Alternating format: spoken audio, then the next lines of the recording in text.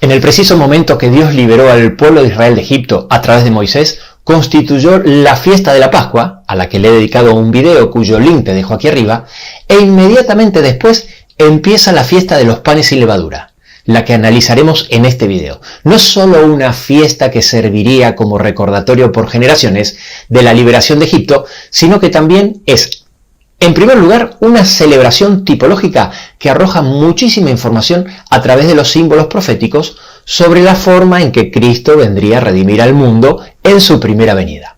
Esto es tremendamente importante porque al poder comprobar que todas esas profecías se cumplieron de forma precisa, nos motiva a estudiar las fiestas de otoño y todas las profecías que apuntan a su segunda venida con la certeza de que también se van a cumplir.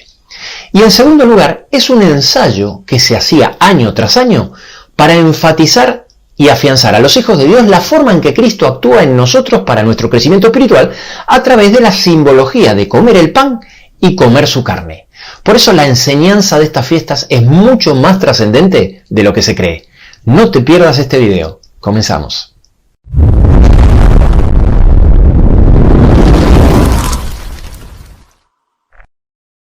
El pueblo de Israel pasó por un viaje muy significativo desde Egipto a Canaán. No fue solo un viaje físico, sino también espiritual lleno de simbolismos. Un viaje que trasciende su importancia histórica, ya que está lleno de enseñanzas importantes para nuestras vidas. Porque Dios no solo enseña las verdades bíblicas a través de símbolos o rituales, sino a través de las historias. Por eso están registradas en la Biblia y por eso es tan importante que las conozcamos. Veamos el paralelismo entre la historia de la liberación de Egipto, la fiesta de la Pascua que Dios crea a partir de ese acontecimiento histórico con sus rituales y su cumplimiento. Justo antes de la 10ª plaga de Egipto, donde iban a morir los primogénitos, un día 14 del mes de Nisán, Dios mandó al pueblo de Israel a sacrificar un cordero. Este acontecimiento histórico, que marcaría para siempre al pueblo de Israel, daba inicio a la fiesta de la Pascua.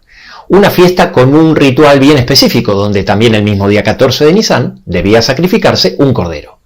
Esta fiesta debía celebrarse hasta la llegada del Mesías, que le daría el cumplimiento profético, siendo crucificado el mismo día. Esa misma noche de liberación, ya entrado el 15 de Nisán, después de sacrificar al cordero, Dios les ordenó pintar los postes y el dintel de las puertas con su sangre para ser librados de la muerte de los primogénitos. Solo se salvarían aquellos que estén dentro de las casas cuyos portales fueran marcados con la sangre del cordero. Durante la fiesta de la Pascua, el sacrificio del cordero era una ofrenda de holocausto y por consiguiente la sangre debía ser rociada sobre el altar. Finalmente, Cristo murió en la cruz, pero antes, en el aposento alto, Jesús, tomando la copa con el jugo de la vid y habiendo dado gracias, les dio diciendo: bebed de ellas todos, porque esta es mi sangre del nuevo pacto que por muchos es derramada para remisión de los pecados. Y de esta forma, a través de las edades, el pueblo de Dios realiza un rito que demuestra su aceptación a la sangre de Cristo para redimirnos. Es la confirmación de un pacto que trae bendición. Luego, después de la puesta del sol, cuando ya había comenzado el día 15 de Nisán, debían comer al cordero. Lo mismo ocurría en las fiestas de Pascua. Después de sacrificar al cordero, debían comerlo, y ese mismo día comenzaba la fiesta de los panes sin levadura, y durante 7 días debían comer panes sin levadura. Justo antes de ser entregado Jesús en el aposento alto, tomó el pan, lo bendijo y lo partió, y dio a sus discípulos y dijo: tomad, comed, este es mi cuerpo. Antes de la muerte de Cristo se comía literalmente el cuerpo del sacrificio simbólico. Y a partir de la muerte de Cristo se come simbólicamente el cuerpo del sacrificio literal. Pero el paralelismo no termina ahí. Tan pronto el pueblo de Israel experimentó la salvación y liberación a través del poder de la sangre del cordero, abandonaron su antigua vida de esclavitud en Egipto. De manera similar, cuando los cristianos entendemos que somos liberados del pecado y la muerte por la sangre de Jesucristo, decidimos seguirlo a una nueva vida.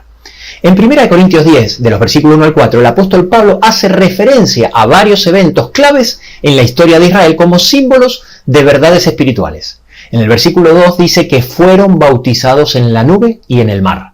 Así como el pueblo de Israel atravesó el Mar Rojo y fue bautizado de forma simbólica en el mar, de la misma forma nosotros nos bautizamos como demostración pública de que empezamos una nueva vida en la libertad que nos ofrece Cristo. Entramos en un maravilloso pacto representado por el bautismo. La palabra bautismo significa inmersión. El sumergirnos en las aguas representa nuestra muerte de la vieja vida y cuando salimos nuevamente simboliza un nuevo nacimiento. Nos convertimos en una nueva vida en Cristo Jesús. En eso consiste el pacto. Así de sencillo. Jesús toma nuestra muerte y nosotros tomamos su vida. Esto mismo se lo explicó Jesús a Nicodemo cuando les dijo en Juan 3, versículo 3, que el que no naciere de nuevo no puede ver el reino de Dios. Y en Romanos 6, 4 no lo puede dejar más claro cuando dice, porque somos sepultados juntamente con Él para muerte por el bautismo, a fin de que como Cristo resucitó de los muertos, así también nosotros andemos en vida nueva. A partir de allí, así como el pueblo de Israel atravesó un desierto entre Egipto y Canaán, así también la vida en esta tierra es un desierto llena de pruebas, tentaciones y dificultades. Pero en medio de este desierto Dios provee para nosotros. Y en el versículo 3 y 4 nos dice que todos comieron un alimento espiritual, refiriéndose al maná, y bebieron una bebida espiritual, refiriéndose al agua que salía de la roca que simbolizaba a Cristo. Los cuales son esenciales para nuestra vida espiritual en el desierto de este mundo. Jesús dijo, yo soy el pan de vida. El que a mí viene nunca tendrá hambre y el que en mí cree no tendrá sed jamás. Antes de hablarte del maná, ese pan del cielo que era el alimento espiritual que le da sentido a la fiesta de los panes sin levadura y tema central de este video, déjame hablarte primero de la bebida espiritual. Jesús no escatimó esfuerzos en explicar que el Espíritu Santo viene de Dios, pero a través de él mismo. En Juan 14:26 dice, mas el Consolador, el Espíritu Santo, a quien el Padre enviará en mi nombre. Y en Juan 15:26 dice lo mismo, pero con otras palabras. Pero cuando venga el Consolador, a quien yo os enviaré del Padre. Por eso le dijo a la mujer samaritana, mas el que bebiere del agua que yo le daré, no tendrá sed jamás. Y en Juan 7, en el último día de la fiesta, Jesús, alzando la voz, dijo, el que cree en mí, de su interior correrán ríos de agua viva. Y luego el texto aclara que se refería al Espíritu Santo que habían de recibir los que creyesen en él. Por eso el agua que representa al Espíritu Santo salía de la roca que representa a Cristo. Ahora sí, concentrándonos en el alimento espiritual, veamos los conceptos que nos ayudan a entender la fiesta de los panes sin levadura. Y empecemos descubriendo qué enseñanza espiritual representa el pan en la Biblia. Para que el pueblo de Israel pudiera atravesar el desierto, Dios envió el maná, el pan del cielo, lleno de simbolismo que representa a Cristo, el verdadero pan del cielo. Las enseñanzas que Dios explica a través de esta simbología es tan simple y obvia que hasta un niño de 12 años la puede entender. Y a la vez es tan importante que creó las fiestas de los panes sin levadura para que siempre la tengamos presente. En Juan 6:31, cuando le hablan a Jesús sobre el maná, el pan del cielo, Jesús les contesta en el versículo 32 que el maná de Moisés no era el verdadero pan del cielo, dando a entender que en realidad era un símbolo del verdadero pan del cielo que da el Padre, refiriéndose obviamente a él mismo. Y cuando en el versículo 34 le dicen, danos ese pan del cielo, el verdadero del que Jesús hablaba, entonces él responde con el primer yo soy, de los 7 yo soy que dijo Jesús. En Juan 6:35, Jesús les dijo, yo soy el pan de vida, el que a mí viene nunca tendrá hambre y el que en mí cree no tendrá sed jamás. Y para que no quede ninguna duda, en Juan 6:51 vuelve a decir, yo soy el pan vivo que descendió del cielo, si alguno comiere de este pan, vivirá para siempre y el pan que yo daré es mi carne, la cual yo daré por la vida del mundo. Por eso el maná era un alimento espiritual, porque representaba a Cristo. Pero, ¿por qué Cristo era representado por un pan del cielo? ¿Por qué al igual que comemos el maná y se comía el cordero, Cristo decía que había que comer su carne? La respuesta a todas estas preguntas es la enseñanza crucial de todo esto. ¿Qué significa comer el pan o comer su carne? Comer el maná o comer el cordero o comer la carne de Cristo significa simbólicamente comer la palabra de Dios, porque no se puede separar a Dios de su palabra. Así lo explica el texto que habla sobre el maná. en Deuteronomio 8:3 dice que Dios los sustentó con maná para hacerles saber que no solo de pan vivirá el hombre, mas de todo lo que sale de la boca de Jehová. Dicho sea de paso, este es uno de los textos que usó Jesús en las 3 tentaciones que Satanás le hizo en el desierto. Y así lo explica el capítulo que habla sobre comer su carne, que es el capítulo 6 de Juan, que venimos leyendo, donde Jesús enseña que Él es el pan del cielo. En el versículo 63 dice: el espíritu es el que da vida, la carne para nada aprovecha, las palabras que yo os he hablado son espíritu y son vida. La Biblia dice que Jesús es la palabra de Dios. En Juan 1:1 dice que en el principio era el verbo, en original dice logos, la palabra, y el logos, la palabra, era Dios. Y en Apocalipsis 19:3, describiendo a Cristo, dice: su nombre es la palabra de Dios. La palabra de Dios es considerada un alimento, por eso en la Biblia se habla de la palabra de Dios como un alimento que nutre. Y para que no nos quede ninguna duda, la Biblia usa los mismos símbolos para la palabra de Dios que para Jesús. La semilla representa en Lucas 8:11 a la palabra de Dios. Y también representa a Jesús en Juan 12, donde explicando que es necesario que Él muera, se refiere a sí mismo como una semilla que tiene que caer en la tierra y morir para que lleve mucho fruto. Lo mismo pasa con la luz. En Salmo 119:105, la palabra de Dios es una luz en nuestro camino. Y en 2 de Pedro 1:19 es una antorcha que alumbra en lugar oscuro. Y de la misma forma, en Juan 8:12 Jesús dijo: yo soy la luz del mundo. Exactamente lo mismo pasa con la simbología del pan. Son muchos los textos que hablan de la palabra de Dios como pan. En Mateo 4:4 Jesús dijo: escrito está. Dice: no solo de pan vivirá el hombre, sino que de toda palabra que sale de la boca de Dios, haciendo referencia al Deuteronomio 8:3. Y el profeta Amós habla de hambre en la tierra, refiriéndose a la escasez de la palabra de Dios. Él dice: no hambre de pan ni sed de agua, sino de oír la palabra de Jehová. Y en Juan 6:35 Jesús dijo: yo soy el pan de vida. ¿Qué pasa cuando se rechaza el pan del cielo o la carne de Cristo? Si se come la carne de Cristo, nos ayuda a crecer en una nueva criatura en Cristo Jesús. Es una bendición para vida eterna. Pero si no se come, se pudre y es una maldición. Igual que su sangre. Si se bebe es para bendición, representada en el jugo de la vid, pero por el contrario, el rechazar el pacto y no aceptar la sangre de Cristo está simbolizado en la Biblia con derramar su sangre, lo cual trae maldición a la tierra, contaminándola, tal como expresan los versículos que aquí te dejo en pantalla. La máxima expresión de esta simbología fue cuando un soldado clavó una lanza en el costado de Jesús, del cual salió agua y sangre derramándose en la tierra. La simbología es tan perfecta que me hace llegar a la conclusión que Dios creó algunas cosas con ciertas características con el único objetivo de que coincida con los símbolos. Por ejemplo, ¿sabías que la sangre tiene exactamente el mismo color que el jugo de la vid y es imposible notar la diferencia por su color?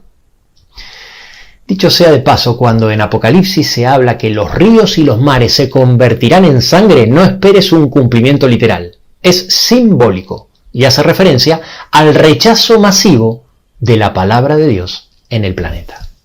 ¿Por qué el pan debe ser sin levadura?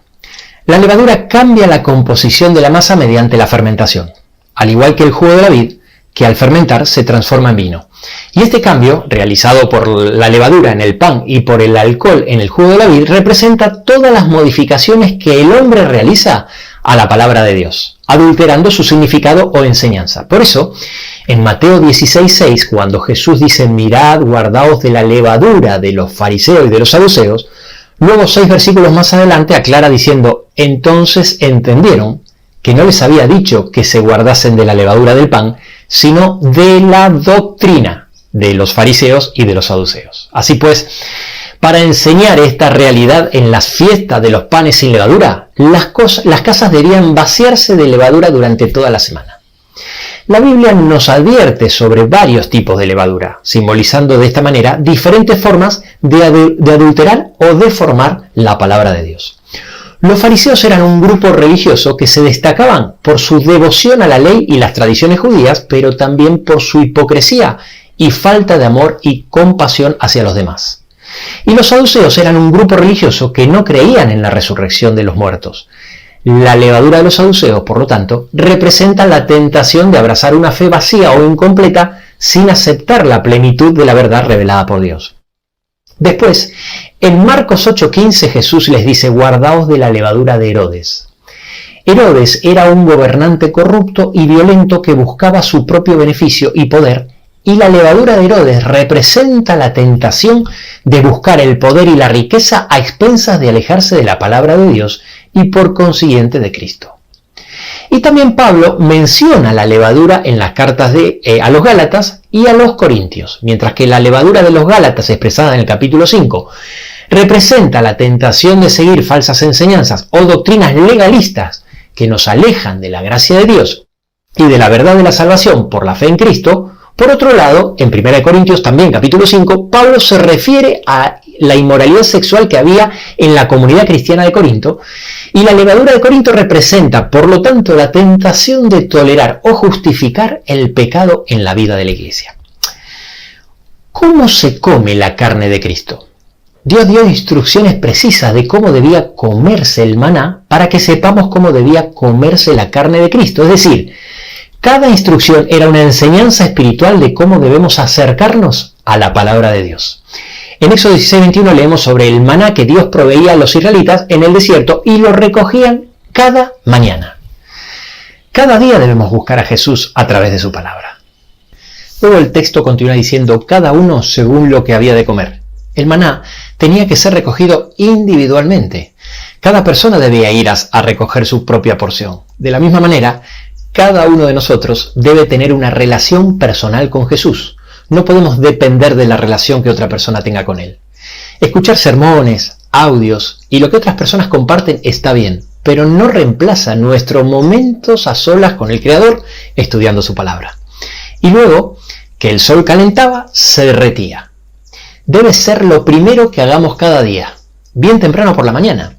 En Marcos 1:35 leemos que levantándose muy de mañana, cuando aún estaba oscuro, Jesús salía a orar, estableciendo así Jesús mismo el ejemplo de buscar a Dios temprano en la mañana, antes de que el sol se levante y el ajetreo del día comience. El maná es un símbolo del pan espiritual que Jesús provee para nosotros hoy en día. La palabra de Dios que Él vino a mostrarnos, la cual es rica, abundante y suple todas nuestras necesidades. Ahora, ¿por qué el pan se corrompía como si fuera carne? El maná debía recogerse cada mañana y si recogías un día para el día siguiente, entonces se echaba a perder. Sin embargo, el maná no se echaba a perder como se echaría a perder cualquier pan, es decir, poniéndose duro o mohoso. Cuando el maná se echaba a perder, en Éxodo 16:20, nos dice que criaba gusanos y hedía, como la carne, porque tal como hemos visto, el maná era un pan del cielo que representaba la carne de Cristo. Ahora, el viernes sí se debía recoger doble ración porque el sábado era el único día que el pan no entraba en corrupción, lo cual era una tipología, es decir, un simbolismo profético de lo que ocurriría con la muerte de Cristo. De la misma forma que el maná, al morir Cristo un viernes, fue sepultado en la tumba un sábado y su carne tampoco entró en corrupción, tal como lo dice la profecía que se encuentra en Salmo 16:10, que dice: porque no dejarás mi alma en el Seol, ni permitirás que tu santo vea corrupción. Sabemos que este versículo se refiere a Cristo porque en el libro de Hechos 2 veces se aplica esta profecía a Jesús. Otro simbolismo importante que demuestra que Cristo murió un viernes y descansó en la tumba un sábado y su carne no entró en corrupción, simbolizado por el maná. Este era el motivo por el cual en Éxodo 12:10 dice: ninguna cosa dejaréis de él hasta la mañana, y lo que quedare hasta la mañana lo quemaréis en el fuego, porque la carne del cordero no debía entrar en corrupción. Muchos dicen: lo importante no es lo que creemos, sino reflejar el amor de Cristo. Por supuesto que lo importante es reflejar el amor de Cristo. Pero si somos indiferentes a sus palabras y no aplicamos sus enseñanzas en nuestras vidas, entonces no tenemos su amor. Por eso Él dijo en 1 de Juan 2, del 4 al 6, que el que dice yo le conozco y no guarda sus mandamientos, el tal es mentiroso.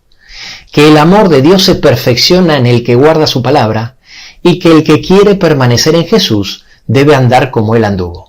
Si yo digo que tengo el amor de Cristo, pero no aprendo ni aplico sus palabras, estoy vaciando el amor de Cristo de contenido. Muchos me preguntan en los comentarios si aún debemos seguir guardando las fiestas judías. Cuando Cristo murió, obviamente las fiestas ya dejaron de celebrarse. Te voy a mencionar los dos motivos más importantes. En primer lugar, ya no hay necesidad de hacer sacrificios, que era la parte central de todas las fiestas. Y en segundo lugar, para que no quede duda sobre este punto, Dios se encargó de que no haya templo en Jerusalén, que era el único lugar donde Dios permitió que se celebrasen las fiestas. Pero Jesús no dejó a los cristianos sin fiestas. Justo antes de morir y que todo el sistema de fiestas judíos y sacrificios quede abolido, Él instituyó una nueva fiesta para todos los cristianos: el comer su carne y beber su sangre a través de la Santa Cena. Ahora bien, para que la práctica de un rito tenga sentido, debemos vivir en nuestras vidas lo que ese rito representa. Por ejemplo, el bautismo no tiene sentido si no aceptaste a Jesús en tu vida como tu Salvador. Casarte no tiene sentido si no amas a tu pareja. Y lo mismo aplica para la Santa Cena, la Eucaristía, la Santa Comunión, la Cena del Señor o como sea que la llamen en tu iglesia. No tiene sentido que la practiques comiendo el pan que representa su carne y bebiendo el jugo de la vid que representa su sangre si no estudiamos la palabra de Dios y la aplicamos a nuestra vida para que crezca en nosotros una nueva criatura espiritual en Cristo Jesús. En el bautismo tomamos la decisión de aceptar y seguir a Cristo, y en la Santa Cena renovamos nuestro voto periódicamente. Ahora entendemos por qué en Efesios 5:26 explica que somos purificados en el agua por la palabra de Cristo. Por eso no tengas dudas que en la comprensión de estos temas puede estar la salvación eterna tuya y de tu familia. Porque cuanto más conozcas la palabra de Dios y su máxima expresión, que es nuestro Señor Jesús, más podrá trabajar el Espíritu Santo para que el amor de Cristo te transforme a su imagen y semejanza.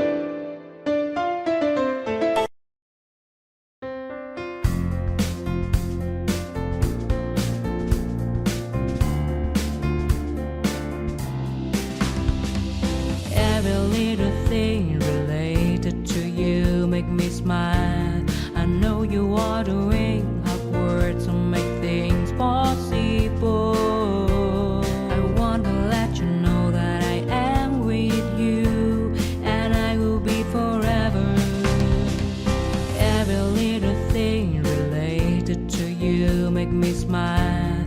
I know you are doing hard work to make things possible. I want to let you know that I am with you, and I will be forever. When you talk, I want to listen to you for hours. When you are there beside me, I feel like looking at you all the time. My love for you will never really change. Just want to tell you that you mean a lot to me.